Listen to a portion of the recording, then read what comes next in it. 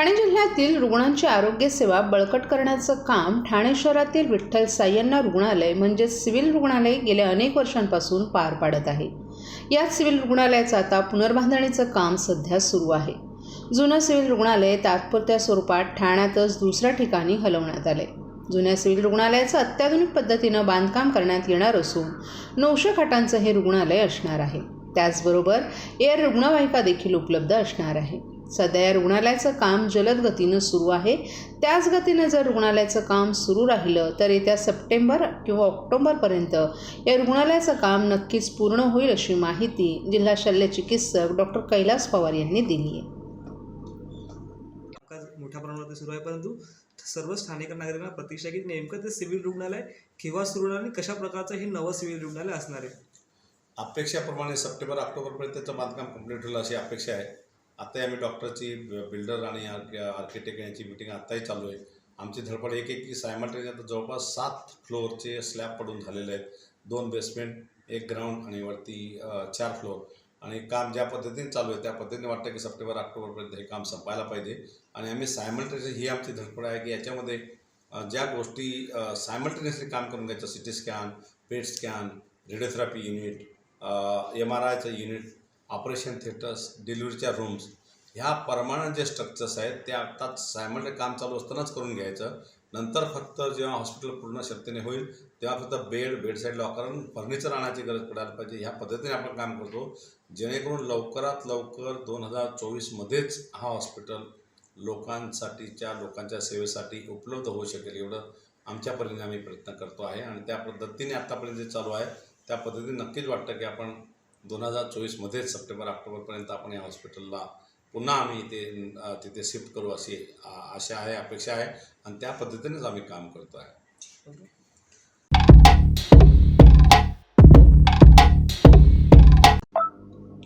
उल्हासनगर परिसरात भाजी विक्री करणाऱ्या एका 48 वर्ष महिलेच्या पोटात गेल्या 5 ते 6 महिन्यांपासून दुखत होतं।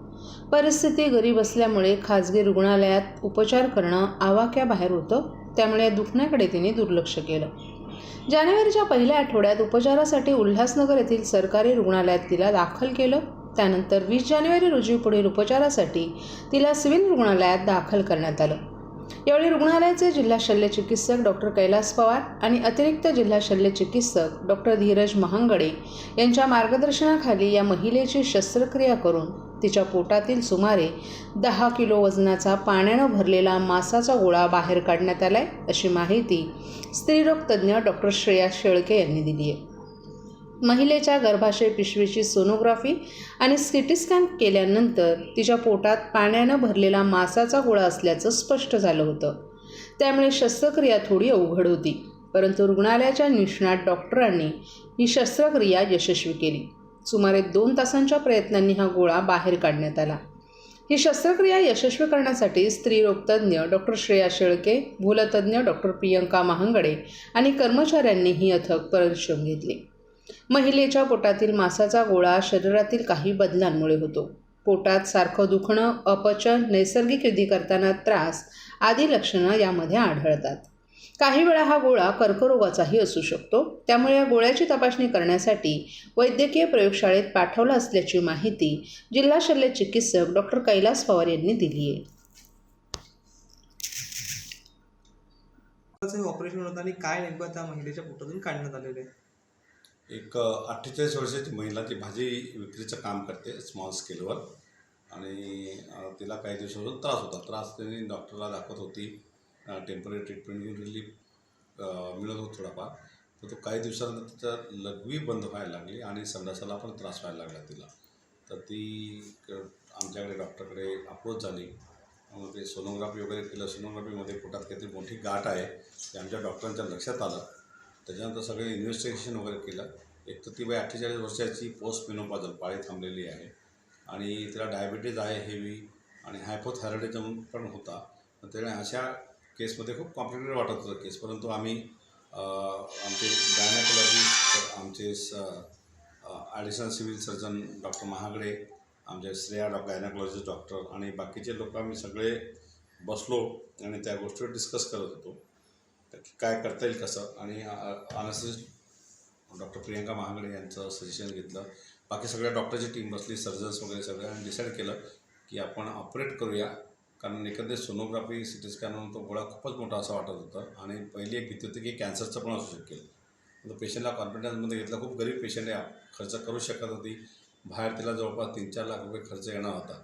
तर मग आपण तो ऑपरेट करायचं इथं ठरवलं. आपण ऑपरेट केलं आणि अतिशय छान पद्धतीने ऑपरेशन झालं. जवळपास 10 किलो तो गोळा जो आहे पोटातनं काढला. गर्भपिशवीच्या बाजूला जे अंडाशय असतं, C9 म्हणून सांगतो यांना, तर तसं ते काढलं. आणि ते बाकीचं एक टेन्शन होतं की ते कॅन्सर आहे, पण तसं एकंदरीत याच्यावरनं काही डाऊट झालं नाही की कॅन्सर वाटतं आहे. परंतु तरी आपण ते हिस्टोपॅथॉलॉजी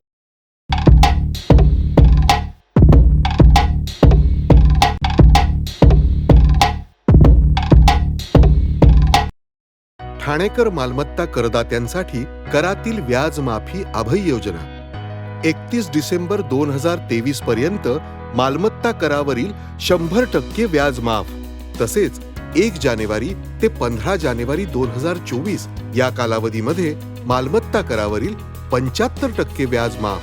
त्याचप्रमाणे 16 जानेवारी ते 31 जानेवारी 2024 या कालावधीमध्ये मालमत्ता करावरील 50% व्याज माफ.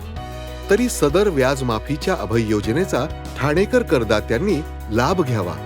महानगरपालिकेच्या कोणत्याही संकलन केंद्रावर कर भरण्याची सोय आहे. ATM, डेबिट, क्रेडिट कार्डद्वारे कर भरण्याची सुविधा उपलब्ध करून देण्यात आली आहे. सोमवार ते शनिवार या दरम्यान सकाळी 10:30 ते सायंकाळी 5 वाजेपर्यंत संकलन केंद्राची वेळ असून करदात्यांच्या सोयीसाठी रविवारी संकलन केंद्र सकाळी 10:30 ते दुपारी 1:30 वाजेपर्यंत सुरू ठेवण्यात येत आहेत. यासोबतच ठाणे महानगरपालिकेच्या propertytax.thanecity.gov.in या संकेतस्थळावर ऑनलाईन पद्धतीने मालमत्ता कर भरण्याची सुविधा उपलब्ध करून देण्यात आली आहे. तसेच गुगल पे, फोन पे, पेटीएम आणि भीम ॲपद्वारे आपला कर सुलभतेने जमा करू शकता. ठाणे महापालिका क्षेत्रातील सर्व करदात्यांना विनंती आहे की आपण या व्याजमाफी अभय योजनेचा जरूर लाभ घ्या आणि आपला मालमत्ता कर लवकरात लवकर महापालिकेमध्ये जमा करून महापालिकेस सहकार्य करा. धन्यवाद.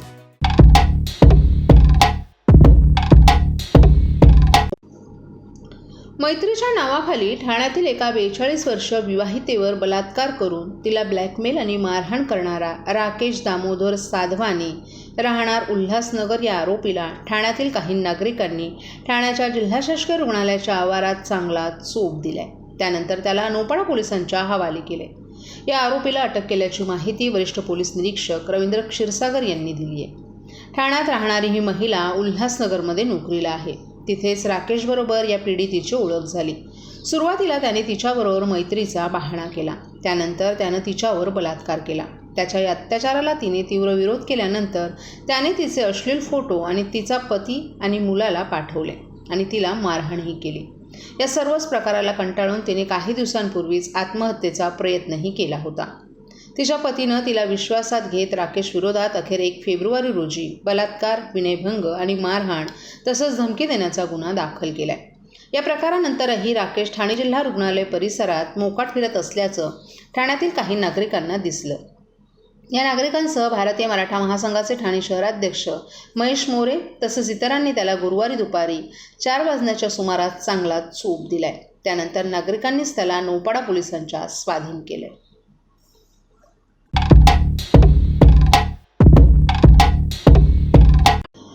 गीतरामायणामध्ये गदिमा यांचे शब्द आणि बाबूजींच्या स्वर हे विलक्षण आहेत. त्यातील प्रत्येक गीत वेगळं हे सतत जाणवत असतं. जोपर्यंत मराठी भाषा आहे तोपर्यंत गीतरामायण राहणार आहे असं मत ज्येष्ठ संगीतकार श्रीधर फडके यांनी व्यक्त करत गीतरामायणाच्या 2 ओळी सादर केल्या. सुयश कला क्रीडा मंडळ ठाणे पूर्वच्या वतीनं श्री सिद्धिविनायक मंदिर पटांगण येथे गुरुवारपासून सुरू झालेल्या व्याख्यान महिलेचं पहिलं पुष्प श्रीधर फडके यांच्या बाबूजी आणि मी या विषयावरील मुलाखतीनं अनघा मोडक यांनी त्यांची मुलाखत घेतली. मनातल्या व्यथा बाबूजी कसे मांडत हे सांगताना फडके यांनी हा मार्ग माझा एकला हे गाणं सादर केलं. बाबूजींचे गाणं सपाट नव्हतं. त्यावेळी त्यांच्या चालींचे वैविध्य सांगितले. त्यानंतर बाई मी विकत घेतला श्याम हे गाणं त्यांनी सादर घेतलं. भावगीत सादर करताना गायकानं त्यातील भाव, त्याचा अभ्यास करावा. भाव व्यक्त करणे हे जन्मजात यायला हवं, मगच ते गाणं श्रोत्यांसमोर पोहोचतं. मला जे गाण्यातलं येतं ते मी सर्वस्व ओतवलं पाहिजे ही वृत्ती असावी. भाव, शब्द, उच्चार, लय, ताल हे सर्व त्या गाण्यात ओतले तर ते रसिकांपर्यंत पोहोचतात. याबरोबरच परमेश्वराचे आशीर्वाद असावे लागतात.